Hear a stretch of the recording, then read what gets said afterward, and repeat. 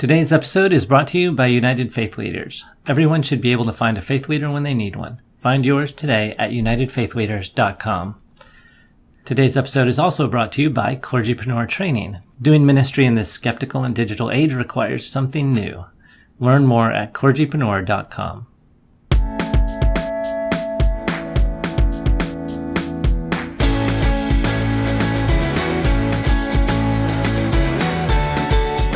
Hello, friends, and welcome to another episode of the Coffee Pot Fellowship podcast. My name is Jay McNeil, and our guest today goes by Rabbi Patrick, probably because even I, as his friend, have trouble pronouncing his last name. So, Patrick, what's your last name pronunciation? My last name, if you want to be French, is Beaulier, and if you want to be American, like me, it's Beaulier. Beaulier? Patrick Aleph Beaulier. Yeah, Aleph being a nickname. Oh, okay. It's actually not my real name. Okay. So I should be calling you Aleph.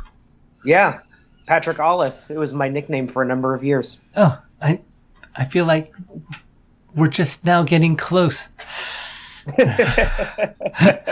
It was bound to happen eventually, Jay. Patrick and I do go back a little bit. Patrick, you moved to Richmond a couple of years ago now, right? Yeah, a year and a half ago. And time is sort of flitting by on us. But we have finally gotten around to putting this down on tape and doing an interview. So this is Rabbi Patrick Beaulier, right? There you go. So on Facebook, Patrick says, he quotes, "Say little, do much." But I was thinking, not today, my friend. This is an audio podcast. So we must say much and do little for at least 15 minutes or so. So Rabbi Patrick is a religious but non-traditional spiritual seeker and facilitator of all kinds of religious events. So you'll find a little bit about him. You can find out, actually, he's on the board for United Faith Leaders, and he has a profile with United Faith Leaders. So you can find out more there, as well as on the show notes at coffeepotfellowship.com. But he is the rabbi for Bonay Kodesh, which is an independent Jewish community born here in Richmond. He is, of course, a member of the Richmond Rabbinical Association and was ordained by the Rabbinical Seminary International, which was a progressive rabbinical program in Manhattan, founded by the late Rabbi Joseph Gelberman. For those in Jewish circles can probably appreciate that. Is Rabbi Joseph Gelberman prominent figure, Patrick? Among some people, yes, and among other people, not as much. Okay. So I'm always impressed by all kinds of publications surrounding Patrick. So he's written or edited several books, including Ahavah. I should have you pronounce these titles. Ahavah Rabbah, great love. Yeah, I would have never gotten to that. PunkTorah, the First Anthology, and the NewKosher Vegan Cookbook, right? As well as countless articles for blogs such as PunkTorah and My Jewish Learning. And then has also been featured in books including the new Reform Judaism, Contemporary American Judaism, Jews and Punk, as well as articles in the Times of Israel and the Atlanta Jewish Times and several other Jewish newspapers, magazines, and blogs.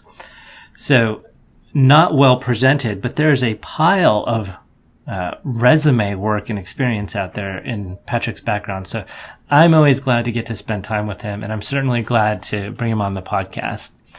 He is actually one of my techie marketing go-to people, so he has all kinds of skills, right? So welcome to the show, Patrick. How are you doing this Hanukkah season? I went to 2 Hanukkah parties last night. I get a break tonight because I'm going to see Star Wars, my other religion, and I have 3 more Hanukkah parties, or 3 more Hanukkah events, I should say, and then I'm gonna just relax at home because even though so when we light a Chanukiah, when we light a menorah, we add light, we don't subtract light. I can tell you that my energy level is a light of decline in spite of the increasing light on the menorah. It's a lot. They're inversely related? Well, then I have all the Christmas parties that I get invited to as well, and then going out of town to visit family. So come New Year's, I'm going to be secular New Year's, I should say. I'll be totally over partied. Right, exactly. So, well, hang in there. You are at the front end, so definitely pace yourself. Thank you. I was encouraged before it started, and I did see on Facebook that you were asking about what to wear to the governor's Hanukkah party, right? Yeah, that's where we were, my wife and I, last night. Yeah, so that sounds like fun. It was. Good. Well, we're going to jump in, and before we get too far ahead of ourselves, we have to ask you, Rabbi Patrick, how do you like your coffee? So today I did a pour over of the Trader Joe's holiday blend, which it's sort of like my version of the pumpkin spice latte. It's, one of those things you can only have seasonally. So I did a pour over of that. And, contrary to proper coffee etiquette, I used whole milk as opposed to half and half. No sugar. Mm-hmm. Yeah, I knew that you'd have a good answer for me. Patrick and I get together over coffee quite often. Not as often as we would like to, but as we make our best efforts, right? Absolutely true. Yeah, I realized the other day that I have to have a cup of coffee. Like when we plan to go have coffee together, I actually have to have a cup of coffee in the morning so that I can have the energy to get up, shower, shave, when I rarely shave, and all of that, to then go get coffee. Yeah. So that's where I am in my caffeine consumption these days. I feel like I should hand over the hosting of this show to you forever. You have now unseated me for the Coffee Pot Fellowship podcast. Yeah. Excellent. All right. Well, our first story-based question is always, do you have a favorite story, either one of your own or one that you've heard that you'd be willing to share with us? Sure. So this was a story that I lived, and I lived it 4 years ago from the recording of this podcast episode.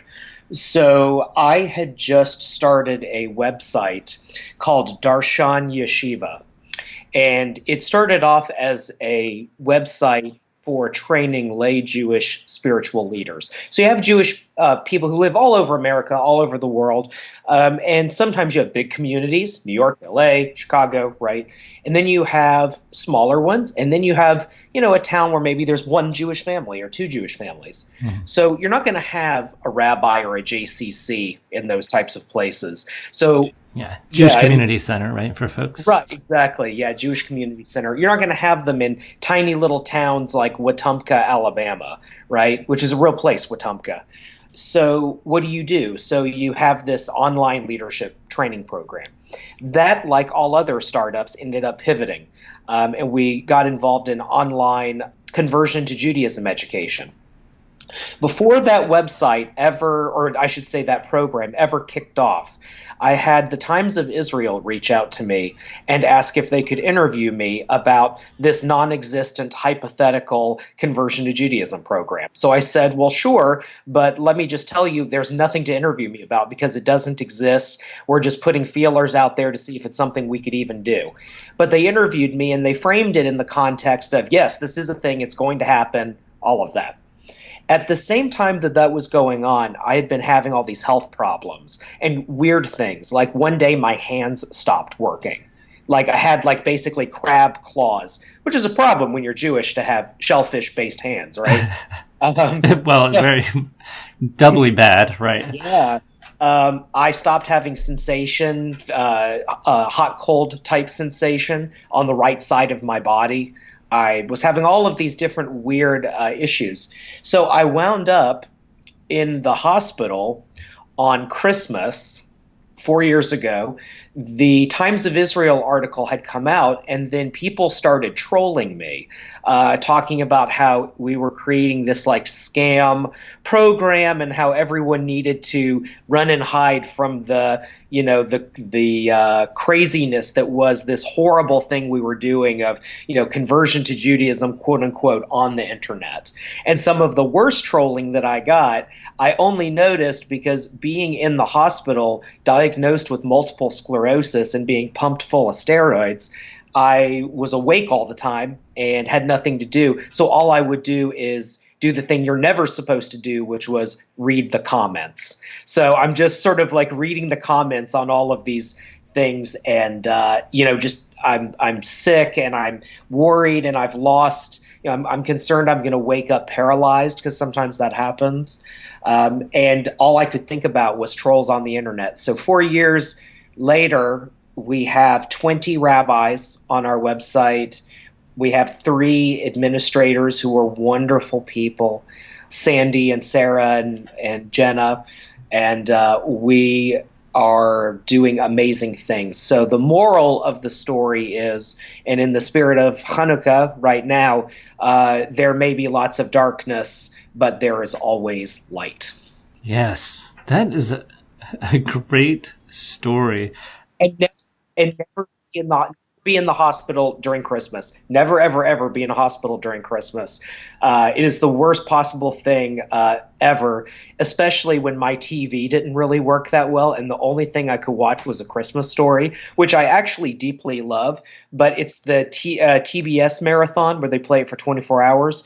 24 hours of A Christmas Story is something that should exist in the universe of possibility, but not something you should watch for 24 hours. Right. You should not be locked, basically chained in front of that television. Yep. Well, that's, I guess every story has that sort of mixed thing, right? Yeah, exactly. Painful, but that came through and delivered. And of all things to have not mentioned in the introduction, I was actually on the Darshan Yeshiva website looking at your staff biographies and everything before we started the interview, and then did not mention it. And I'm going to blame you for that. Did you intentionally not put Darshan Yeshiva in your biography on United Faith Leaders?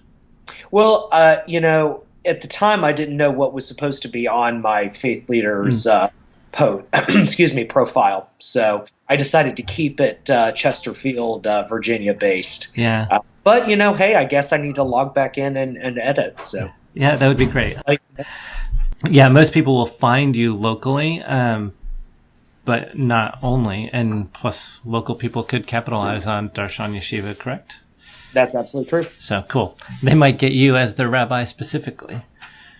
Mm-hmm. Yep. All right. So thank you. The next question I wanted to ask you about is more challenging. Can I ask you if you would be willing to share a biggest trial or blunder story? Sure. So biggest trial was a lifelong childhood of dealing with bullying. And it was incessant. And one of the things that I think about now in my adulthood, having not grown up in Judaism, and also being, frankly, an introvert, in spite of the fact that people see me out very publicly with people and speaking and doing all those things that clergy do, I realized, I guess it was last year, that it is no surprise that I would find Judaism, or that Judaism would find me, and that I would wind up in the clergy. Because if you look at the Jewish people, that is a group that has been bullied and continues to be. We are the bullied kid in class by the bigger kids, mm-hmm. right? We are the nerds and someone else is the cheerleaders and jocks or something, right? Like that kind of thing in terms of the world historical stage. And being someone who had that experience in childhood, it's interesting that I would find this religion that is relatable based on a particular people's history and a similarity of history, sort of in that big picture sense. But then the thing about it that I think is even more interesting for me is when you're sort of the nerdy kid, the cafeteria is the most dangerous place you can be. Second to the hallway and maybe in terms of competing with gym class, right? Yeah. But the cafeteria is a scary territory, especially if you haven't staked out where it is okay for you to sit and are there people you can sit with. So at Bonay Kodesh, at the Jewish community some people we use the word community. Some people use the word synagogue, even though that's not quite right. When you come to a Shabbat service, a Friday night service, one of the things we do is we sit around a table, and we have just what the Bible calls an Ahavah Rabbah, a mixed multitude. We have Jewish people, not Jewish people, Jewish people, Unitarians. We have people of all racial, ethnic backgrounds, people who are born into the Jewish tradition, people who converted, people who maybe would fit into marginalized categories. And I found myself sitting one evening at a Shabbat service and looking at all of these people and going, wow, I'm sitting in the cafeteria, and my job is to be the kid at the cafeteria table, because we literally use a cafeteria table. It's exactly like you had in elementary school, with bigger seats. And I thought, my job is to be the kid at the cafeteria table who makes sure that everyone gets a seat. And that's pretty cool. And if there was any redeeming value to getting the hell kicked out of me as a little kid, it's that now I get to be the one that offers everyone a seat at the table. So pretty cool. So I'd like to thank all of the bullies, whoever beat me up, called me names, because in the end, I won. Yes. And in a lot of different ways. Yeah. Exactly. I look at you and definitely see that. We also reminds me that you had a career as a punk lead singer, which seems a little different than the kid who got bullied. Yeah. Well, the little kid that got bullied grew up. Yeah. Then became a punk star. Cool. Star is a little bit of a exaggeration. I just want to put that one out there. Right. I did live in a Dodge conversion van for a time, so star is probably not right. Okay. Well, in my eyes, you were the center of the stage holding the microphone, so that's the image I have. Right. Fair enough. Thank you. So, great story. Thank you for that. And inspiring. So how about a happiest ministry moment? Do you have one of those you can share? It's tough because really the story that I just told was sort of a happiest moment. But I think this isn't sort of epic in storytelling, but I think the thing that being here in Richmond and Chesterfield in particular has been great for me is that, a lot of times when you are clergy and you work for a church or a synagogue or a mosque, it can accidentally become a numbers game. So anything that can be measured can be improved upon. And so how do you measure the value of a spiritual experience, right? Or how do you measure the feeling of hope and love that can come from a religious service? Well, kind of tough to put that on a Cartesian graph, right? So what we end up doing is just finding something we can measure, and it's numbers. Mm-hmm. Well, when you're a small church, or most Jewish communities are small, especially compared to our Christian counterparts, you can get into this low self-esteem thing. So something that has happened here that I think is terrific is that what I have noticed is that when people are out and about who are connected to the Bonay Kodesh community, the community I serve, they may or may not come to every event, right? And no one ever comes to everything anyway. But again, you get stuck in this numbers game headspace, because that's just that's just the way we're wired. But so often I hear people say things like, oh, I heard about you, or I'm emailing you because I heard about you from such and such a person. Well, that person may have only ever come to something once or twice, or it could be that I married them, but the kind of community we have is not where they are in life yet, right? Maybe some other time, or maybe some other thing, but not right now. But there's this whole cohort of people out there who are talking about what we're doing. And when I get those messages from people who say, my friend, my neighbor, my barista, my whatever told me about you guys, That for me is just victory. That is a moment that can be measured, right? It is beyond measurement, because it means that you cannot take anyone for granted, right? You cannot think of human beings as butts in seats. That is just not what we are here to do. And that if you have a community that is based on love and communal support and respecting individuals and creating a space for the healing and restoration of the world, then if 10 people show up to something or 30 people show up to something, it's basically irrelevant, because the sort of long scale, the long view of all of this leads towards something that is just a promised land. Yeah, that's true. That's true. Well, I'm glad that you're having those experiences. It's definitely true. If you're in the Richmond area, of course, definitely, I promise you're invited, because even I've been invited, right? And my colleagues in Richmond are wonderful people, so definitely get a chance to chat with them. Yeah. So that's Bonay Kodesh. And as we wrap up, is there anything else that you want to promote before we go? Yeah, we've talked about all the things I do, so instead I want to promote this idea that there is a lot going on in the world right now. We are seeing the normalization of Nazism as a viable political, social, economic, probably more than anything cultural experience. And so we have all of these reasons to feel depressed, scared, intimidated, all of these other things. But to quote a famous, not rabbi, but pastor turned speaker, teacher, Rob Bell, love wins. And I believe that. Love wins. We will win.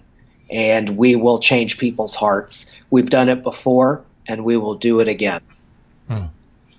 So true. So that's what I'd like to promote. Then love wins. Don't give up. Yep. Cool. Well, thank you for getting this track down with me and doing an official interview. Rabbi Patrick Beaulier. Yes. Yeah, did it. Celebrate. All right. So seriously, thank you, Rabbi Patrick. Thanks to our listeners. Have a great rest of your day. I hope that you find a wonderful hot coffee along your way. And thanks for living into who you are fully called to be. You can find the show notes as usual at coffeepotfellowship.com. That's www.coffeepotfellowship.com. Today's episode was brought to you by United Faith Leaders. Always be able to find a faith leader when you need one. Find yours today at unitedfaithleaders.com. This episode was also brought to you by Clergypreneur Training. Doing ministry in this information age requires something new. Learn more at clergypreneur.com